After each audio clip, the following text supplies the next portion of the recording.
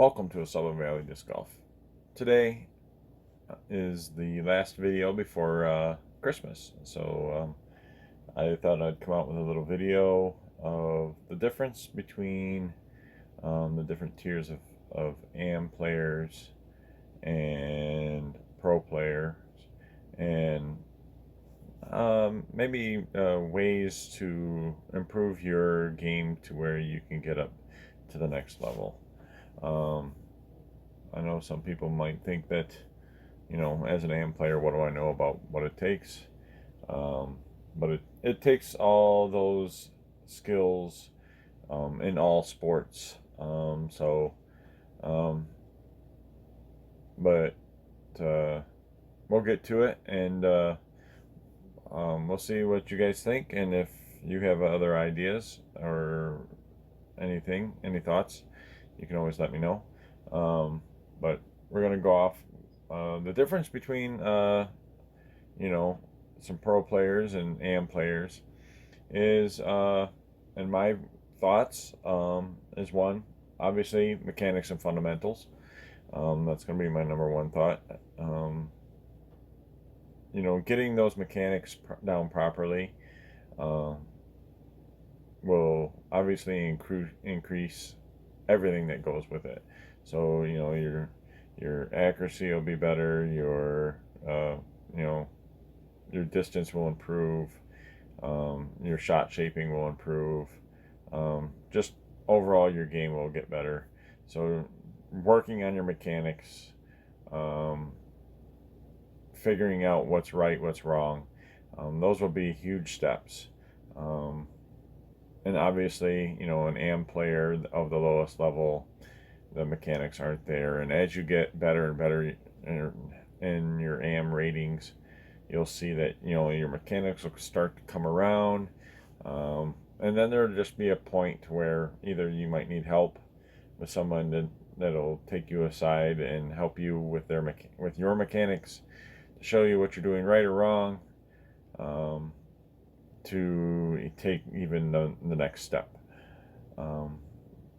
Number two is, for myself, is the mental game. Being able to forget about bad shots.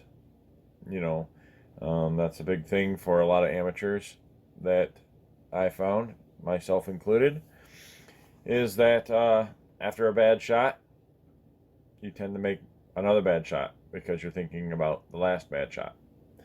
A top level pro should forget about a bad shot and worry about the next shot. As you become better and better, you'll mentally be able to overcome that. And I know that's a thing that I have to work on myself, and I'm sure there's others that themselves, if they look themselves in the mirror, they would realize they have to work on it too. I think all people in general, it's just human nature to kind of dwell on things. And obviously, if you've watched enough, even the top level pros, you can see some of them that the mental game gets the best of them sometimes. Number three, for me, I think that accuracy at a distance. So what does that mean? Well, for my thoughts are, being able to throw certain distances is going to be huge. For instance, myself, I only throw 300 feet. So there's no way at me being able to throw right around 300 feet that I'm going to be a top level pro. It doesn't matter if my mental game is good. It doesn't matter if my putting is on. It doesn't matter anything. There's just certain shots that I would not be able to throw with my max distance being right at 300 feet. Not saying that I can't play certain courses well or other things. It's just at that distance, when you have 300 foot max power, like myself, there's only so far you can go. But if you are able to throw, let's say 400 is your max power, you are going to be most likely more accurate at 300 feet than I will be at my 300 feet, because my 300 feet is a max throw, and the more you put into it, the less accurate you're going to be. So if you are putting a little less behind your throws and able to focus more on accuracy, then obviously, that's going to help. And that's where I get the whole accuracy at distance, because top level pros can throw, 500 feet pretty accurately, because they can throw up to 600 or 700 feet. You might not see it like in tournaments, other than like Simon and Eagle, but I would be willing to bet that Paul could throw 650 or 7 if he really wanted to, but he is not a distance thrower as much as he is a disc golf thrower. So he only throws what the course asks for. So, if he can throw that far, then throwing a 450 foot shot is not as hard as someone that maxes at 450 feet, if you know what I'm saying. So again, that's where my accuracy at distance comes from, because as you get better and better and accumulate that distance that you may get, the shorter and easier shots under your distance, you're going to get more accurate. And it works that way for, I'm going to say, all the AM players. Like an AM4 player is going to only hit a certain distance, and then an AM3 is going to be able to push it a little bit further. AM2 is going to be able to push that distance even a little bit further at accuracy. And then your AM1 player that's just below, your local pro or whatever is, going to push it further than your local pro, and then, yada, yada, yada, to where, that distance accuracy is going to be key, and that's where I go with that. The next thing I've got here is putting. Obviously, like all golf, they say drive for show, putt for dough, because putting puts the disc in the basket, which is obviously your ultimate goal, is putting the disc in the basket. But I have not only just putting, but circle 2 putting, because anytime you are inside the circle, if you're a top level pro, you're expected to make it, 90+%. Circle 2, that percentage drops, but the top level circle 2 players, that percentage is quite high still. And then you just trickle down from there, a circle 1, AM1, those percentages are a little bit lower normally. It's AM2 even lower, AM3 even lower, AM4 even lower than that, and so on and so forth. Just because those are where strokes are made up by the pros and by the, the top level amateurs, as opposed to like an AM3 or an AM4 player, where, where you might not be able to get the strokes that you think you should get. And losing 2 or 3 strokes, every couple holes adds up. And that's where, an or a top level pro, they don't let strokes get away. Unlike, an amateur player where, you might miss a putt from 10 or 15 feet, and then a couple holes later you miss another putt from 10 or 15 feet. Most pro players aren't going to miss anything inside 20 feet. Those are pretty much like tap-ins for them.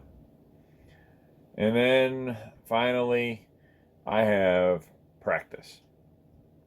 Obviously, practicing is a good thing, but like my old coach in baseball used to say, practice doesn't make perfect. You know, you always heard that practice makes perfect. Um, Practicing does not make perfect. Practicing perfectly makes perfect. You know, if you have bad habits and you keep practicing them, yeah, you're going to get better to a certain point, but your bad habits are going to only allow you to get so far. Where, hence, that's why the mechanics and all that stuff comes into play.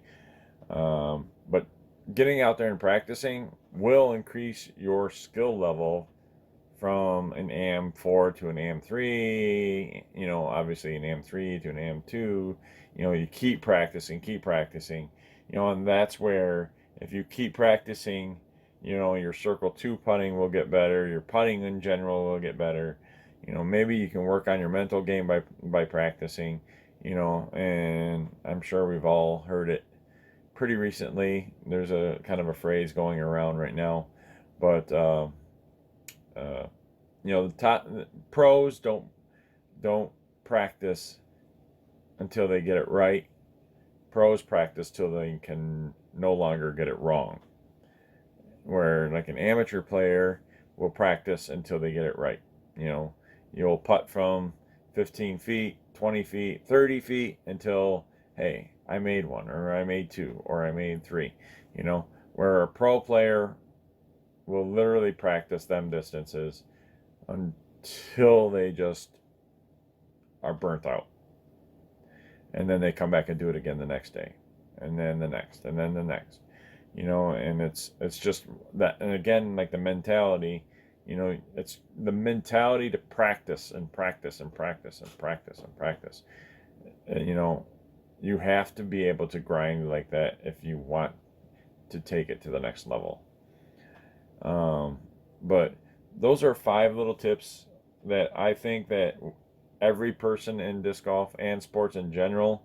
I mean, obviously the circle 2 putting wouldn't work for most for most sports, but you know, you can always put something else in that spot, you know. But you know, that's how you get better at the sport that we love to watch and play.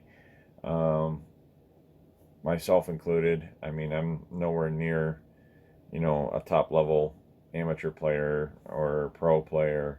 You know, I'm just happy to go out and have fun. And I think that's what a majority of people like to go out and do.